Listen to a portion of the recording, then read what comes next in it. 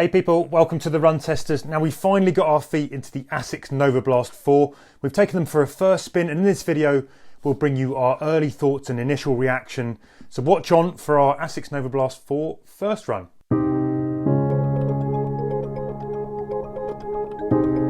Some quick details then. Well, the Novablast 4 sticks with the same stack height as the previous generation. That's 41.5 mils, 33.5 mils in the men's, 40.5, 32.5 in the women's for an 8 mil drop.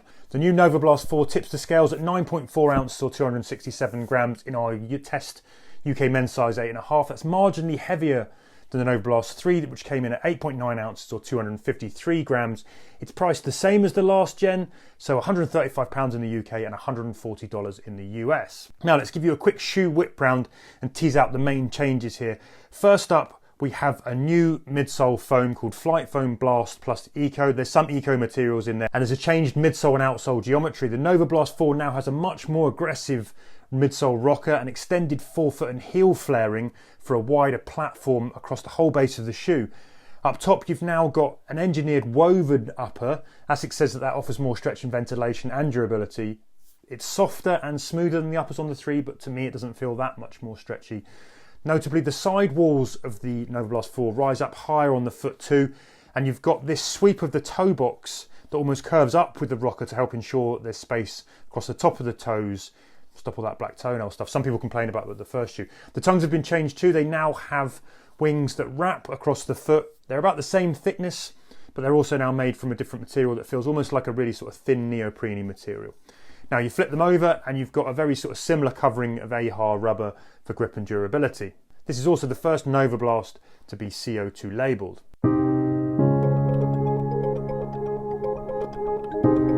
So when it comes to size, I just ran in a UK 8.5, which is my regular size running shoes. And overall, heel collars, midfoot, lockdown, all of that feels good. They feel like they hold the foot really well. That fit right through into the toe box is great. The toe boxes are nice and roomy. If anything, I would say they do feel a little bit long.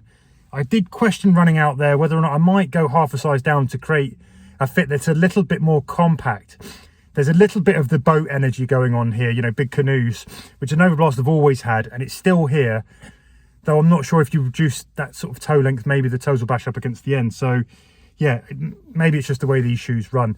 But overall, I think I would recommend going true to size.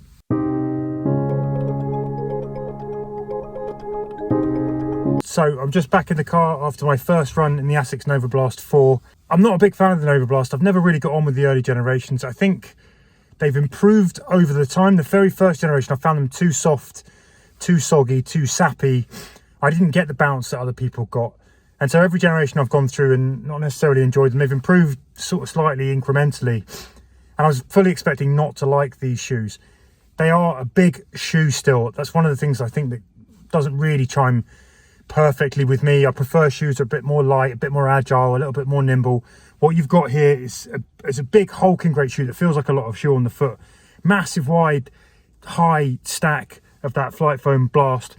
But actually on this run, I don't know, I haven't looked at any of the specs, any of the information about this shoe, any of the other reviews that have come out already. I just put them on and ran out of the box, and to me they feel like they've been tuned a little more firm. There's a little bit more response coming out of the shoe, so they don't sink as much. They are still soft and protective. They've still got that sort of textbook Novablast max cushioning feel for easy comfort over long runs. You're still going to get that massive plush heel collars, you know, comfy tongues, all of those things that make the Novablast are very much still here.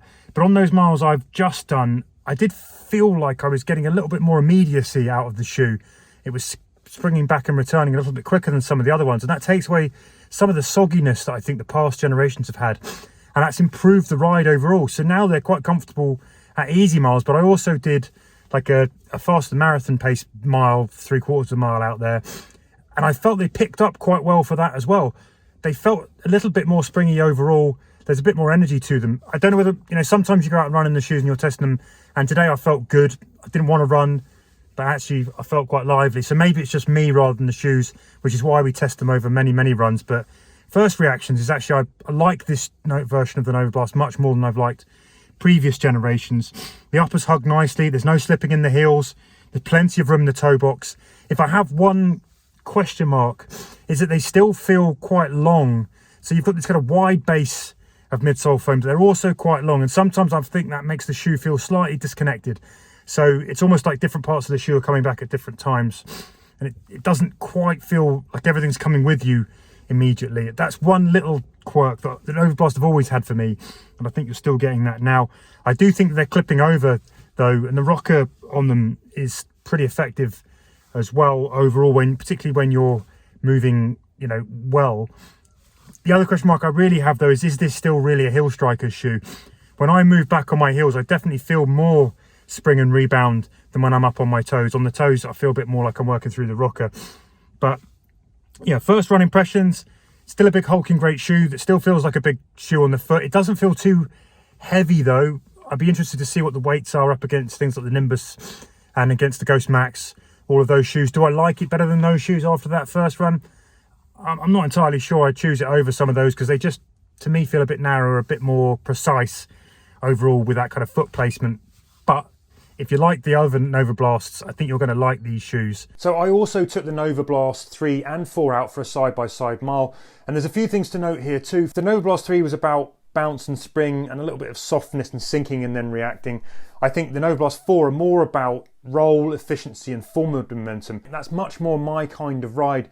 The wider base also cradles the foot more, and along with the higher sidewalls of the shoe, I think it creates a much more stable ride as well.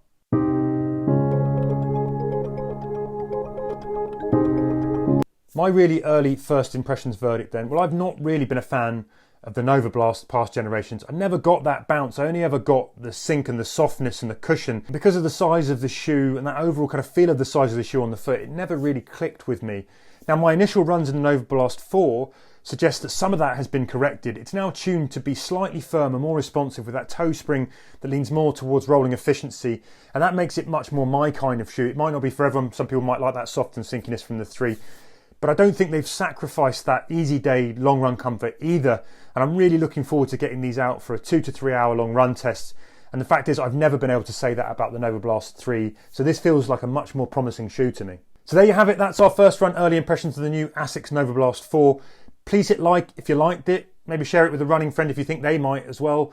And if you're not subscribed, we'd love it if you do us the honour. It really helps us keep making the testing, reviews, all of the kind of content that we put up on the channel. If you're a subscriber, it helps us do that. If you're interested in daily trainers, I'm popping a review of the Brooks Ghost Max on the screen now.